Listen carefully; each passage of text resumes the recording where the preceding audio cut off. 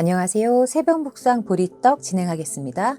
오늘 함께 보실 말씀은 누가복음 22장 39절에서 46절입니다. 그리고 말씀의 제목은 어찌하여 자느냐입니다. 말씀 보겠습니다. 예수께서 나가시어 늘 하시던 대로 올리브산으로 가시니 제자들도 그를 따라갔다. 그곳에 이르러서 예수께서 제자들에게 말씀하시기를 시험에 빠지지 않도록 기도하여라 하신 뒤에 그들과 헤어져서 돌을 던져서 닿을 만한 거리에 가서 무릎을 꿇고 이렇게 기도하셨다. 아버지, 만일 아버지의 뜻이면 내게서 이 잔을 거두어 주십시오. 그러나 내 뜻대로 되게 하지 마시고 아버지의 뜻대로 되게 하여 주십시오. 그때 천사가 하늘로부터 그에게 나타나서 힘을 북돋워 드렸다. 예수께서 고뇌에 차서 더욱 간절히 기도하시니 땀이 핏방울 같이 되어서 땅에 떨어졌다.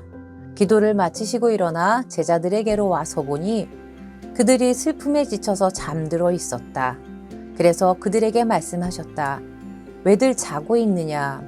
시험에 빠지지 않도록 일어나서 기도하여라. 오늘은 기도에 대해서 생각해 보려고 합니다. 예수님은 공생애 동안 수시로 기도하셨습니다. 가르치신 후, 기적을 행하신 후 항상 조용한 곳으로 혼자 찾아가셔서 기도하셨습니다. 예수님이 공생애를 시작하기 전에도 예수님은 홀로 광야로 가셨습니다. 그리고 40일의 금식 기도 기간을 지난 뒤에 사단의 3가지 시험을 받으셨습니다. 이 3가지의 유혹을 물리칠 수 있었던 힘은 예수님의 기도였을 것입니다. 그리고 예수님의 공생애를 버틸 수 있는 힘도 이 40일의 기도였을 것입니다. 예수님은 새벽이나 저녁이나 조용히 기도할 곳을 찾아다니셨습니다. 예수님은 사역하기 전후로 늘 기도하셨습니다. 큰일을 치르기 전이나 후면 아니면 그 중간이라도 틈틈이 기도하셨습니다. 기도를 통해서 흔들리지 않을 수 있었으며 기도로 놀라운 일들을 감당할 힘을 얻으셨습니다. 그런 예수님은 제자들에게 이제 말하고 있습니다. 40절, 46절 2번에 걸쳐서 말씀하십니다. 시험에 빠지지 않도록 일어나서 기도하여라. 이 당시 예수님의 심정을 마태는 내 마음이 괴로워 죽을 지경이다 라고 표현했습니다. 평소와는 다른 모습이셨으며 늘 혼자 조용히 다니셨던 반면에 이번에는 베드로와 야고보와 요한을 함께 데리고 기도하러 가십니다. 예수님도 함께 기도해 줄 사람이, 중보 기도해 줄 사람이 필요했는지도 모릅니다. 그리고 땀이 핏방울이 되도록 온 힘을 다해 기도하셨습니다. 돌 던질 만큼의 거리에 있었던 이 3명의 제자들은 이런 예수님의 괴로운 기도 소리를 분명히 들었을 것입니다. 그래서 그들은 슬펐는지도 모릅니다. 45절에 이렇게 기록되어 있습니다. 그들이 슬픔에 지쳐서 잠들어 있었다 라고 누가는 표현했습니다. 제자들은 예수님과 겟세마네 동산에 오기 전에 예수님으로부터 들은 이야기가 있었습니다. 비록 다 이해했을지는 잘 모르겠지만 제자 중에 한 명이 예수님을 팔 것이라는 말과 베드로가 예수님을 3번 부인할 것이라는 말을 듣고 이 자리에 와 있었습니다.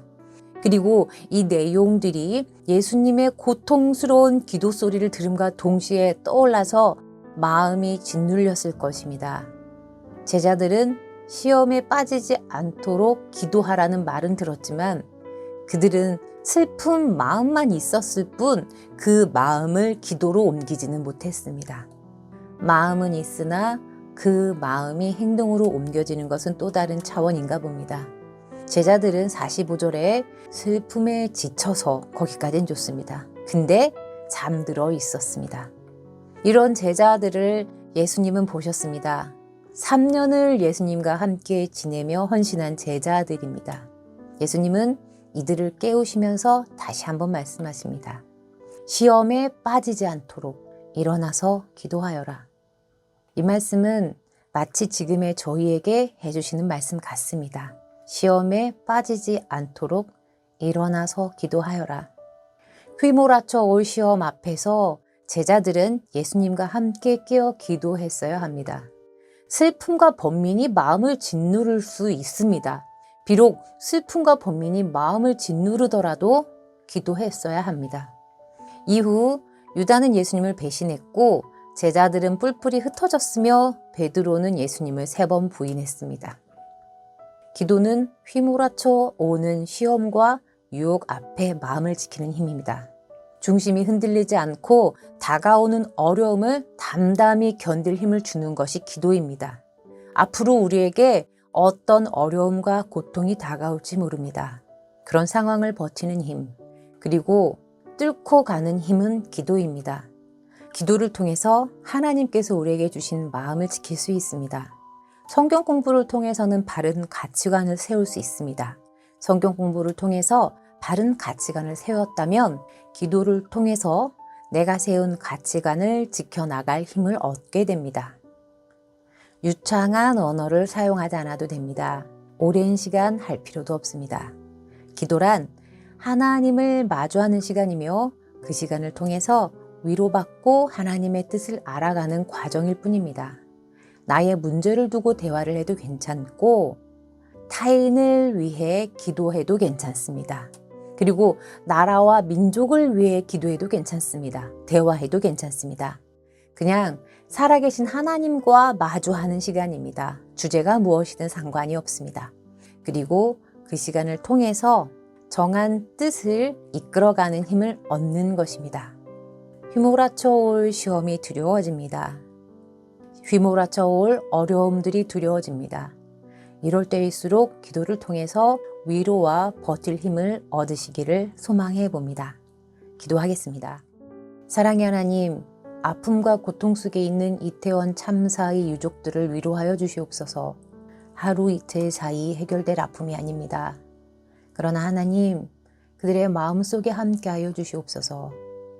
불안하게 그지없는 세상에서 어떤 문제들이 터질지도 모르는 상황 속에서 저희가 살아가고 있습니다. 버텨내는 힘을 주시옵소서. 위로하여 주시옵소서. 또한 개인의 삶 속에도 함께 하셔서 바른 길을 찾아갈 수 있게 인도하여 주시옵소서. 예수님의 이름으로 기도합니다. 아멘.